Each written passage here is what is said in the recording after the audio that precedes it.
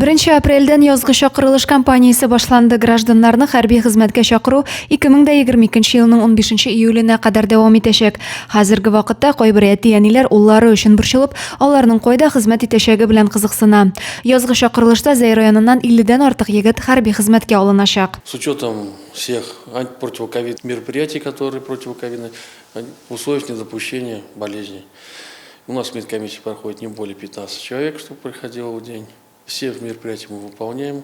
Беренче төркемне армиягә озату исә майның 2нче яртысына билгеләнгән армия яшенә җиткән егетләр инде медицина күзәтүләре узалар. Шулар арасыннан барлык таләпләргә җавап биргәннәрен сайлап хәрби хезмәткә озатырга исәплебез ди хәрби комиссарият җитәкчелеге.